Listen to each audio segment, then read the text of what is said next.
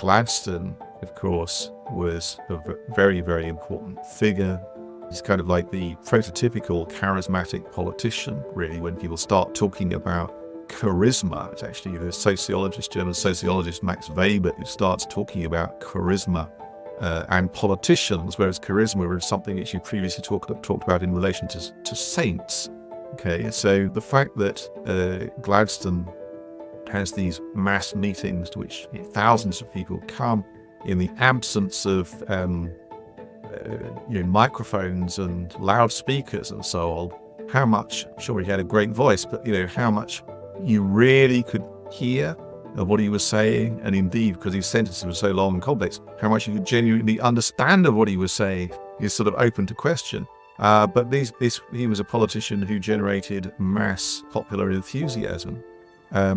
And of course, at the time, came under criticism for kind of pandering to the masses. It was thought to be a sort of rather vulgar thing to do. So, the controversy around sort of popular individual politicians has been there for a long time too.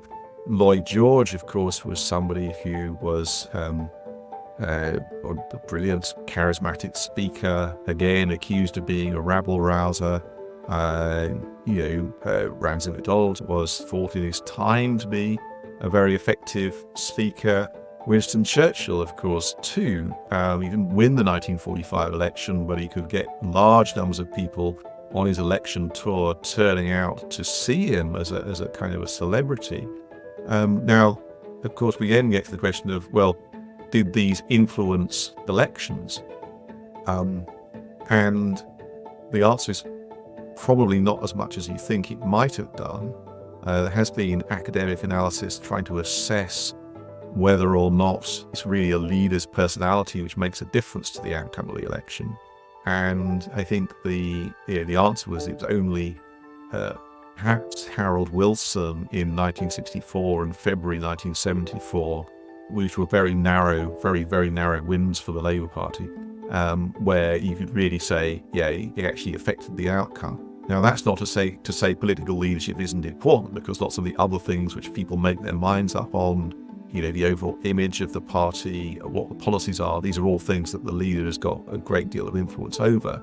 But just thinking about people going into the ballot box and thinking, am I going to vote? Who do I like most? Do I like Alec Douglas Hume? Do I like Harold Wilson? Is that the thing that's influencing you in the moment? Not very often. The election of 1979, where James Callaghan, the Labour Prime Minister, personally was much more popular than Margaret Thatcher, who actually won. And so people clearly were looking around at the industrial unrest of the time and thinking, well, I don't like this very much. I think the Conservatives will improve it. They weren't thinking, well, I really like Margaret Thatcher's personality, even though over time, of course, she then did become much more popular than her Labour opponents.